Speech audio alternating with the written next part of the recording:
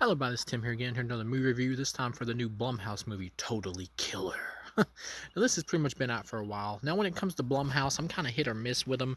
Overall, I would say I like more of their films than I dislike. This film right here, Totally Killer, is pretty much the story of this blonde-haired chick whose mother gets killed by this killer who actually killed her friends back in the 80s.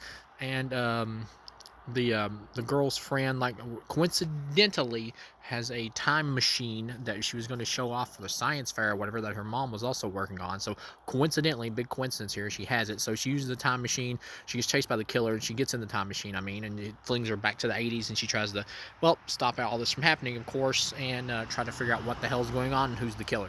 Now, as far as this film goes, this film is very reminiscent of Happy Death Day, the two Happy Death Day films. As far as those films go, I was not a big fan of those. I thought the killer's mask looked really stupid.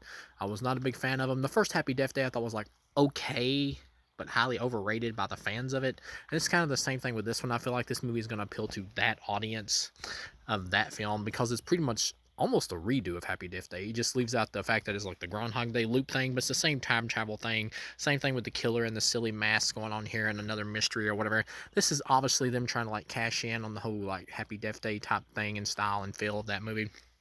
And once again, it's very comedic, just like Happy Death Day. My problem with Happy Death Days was pretty much the PG-13 rating. I love the idea of like a Groundhog Day slasher or whatever, where it was like a horror comedy where the person kept getting killed over and over. But the deaths were always extremely lame and very watered down because of the PG-13 rating. So it just pretty much focused on the comedy and just the silly factor. And so that's why I didn't really like that movie, because there was no horror in the horror comedy. It was just a lighthearted film aimed at like preteens. That's why I didn't like it. And I think kids or whatever, or people who grow up with that movie and see it, will be fans of it. But for me, someone who grew up with 80s horror and stuff like that, I'm like, what is this shit?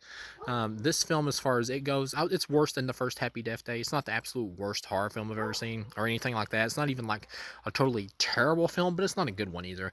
I was going to grade my movies from 1 to 5 stars, like I mentioned in the last video, but I think I'll go back to 1 to 4 stars. In terms of 1 to 4 stars, this is a 1.5 flick for me. It's not absolutely terrible, but 1.5 for me means it sucks, in my opinion. The blonde-haired chick, of course, coincidentally gets sent back in time, and she's back in time, and she's trying to like stop the killer, who's wearing like a weird, goofy, Vanilla Ice-looking mask or whatever. One thing I did appreciate about this movie is that when the killer kills people, he goes to town on them, stabbing the hell out of them. And it's more gore than Happy Death Day, which I did appreciate. And the main actress who plays the main character, she is fine. She does a good job overall, but I didn't really care that much about her character. And that's one of the bad things about this movie, is that none of the characters who get killed or who are being targeted are really that likable. Like the main actress, she's okay overall because she's trying to rescue her mom and everything, but she also comes off annoying at points because she's like gets really preachy with like this whole, I hate using this word, but woke philosophy or whatever from current time she brings back to the 80s, where like these people are trying to keep her out of a party and they're like pushing her back or whatever. She's like, oh no, you violate my no touch zone or whatever the hell she says, unwanted touching or whatever. And she, all through the movie, she tries to like scold the teenagers and stuff like that because they're from the 80s. And I get it's supposed to be comedic, like a fish out of water thing or whatever, but after it just becomes annoying because her character does that like time after time after time. And then some of the stuff that the 80s kids do, is stupid, because like the dumb jock dude or whatever is talking like he wants to drink and drive and he drives better when he's drunk or whatever. So obviously it's being played for comedic effect, and he does sound like an idiot at that point. But at the same time, the main character is so preachy at points that she's just annoying, even though the actress is, I think, doing a good acting job. And then the other kids, of course, they're unlikable because they're assholes, and that's part of the joke, is that her mom's really nice in the future, and even though her mom gets killed, she goes to the past, she thinks her mom's still going to be nice as a teenager, but she's a bitch. And and so that's the joke of it. And that could work if you found out like more of the character, if you got to know the character more about maybe why she's a bitch, why she acts this way, and they like developed her more and all that. But they keep it really one note with the characters and everything. And yes, that can work for a slasher film if you make it fun enough, but the killer is really completely secondary to this. Like the main ingredient of a slasher film to making it fun is having a cool killer, and the killer here, he looks like a joke. So for most of this movie, it's just kind of played up for laughs. And when it comes to horror comedy, you have to have a balance to where there's horror there, but then the comedy like kind of flows from the ridiculousness of the situation. But here they just focused like almost completely on the comedy, which is nearly the same problem I have in Happy Death Day, except here it's even more so. It's even more ridiculous, and just more stupid with the comedy, because that's just kind of the forefront of it. and it comes down to, is it funny? And I'm like, it's kind of hit or miss. Like I said, the main character is kind of annoying. She goes back in time and finds like the mother or whatever of her friend from the future who was like working on the time machine. Her mother was also working on the time machine or whatever in the past, and she used her mother's designs or whatever the daughter did in the future to help create the time machine. And she just like automatically buys into it, like, yeah, you're from the future, obviously. It's like, it's really far-fetched, but you got to get the plot going. You get to the killer or whatever, and like I said, I like the brutal knife stabbings and all that, but because the characters are such assholes that they're really one-dimensional for the most part, that they're just not that interesting to watch. Like, you can say they other slasher films had one-dimensional characters and stuff like that, but those were slasher films from like the 1980s and all that. We're way past that now. You need a little bit more to justify doing it, and if you can't make more than one-dimensional characters, then you need to have more fun with the kills and over-the-top violence and have a cool killer. That's why the Friday the 13th movies still work if they're made today, because Jason is still cool and the gore is over the top. So when he kills people and like rips their heads off and shit, it's fun. This movie lacks that fun quality because the killer's lame. He's not Jason, obviously, so he's not that interesting to watch.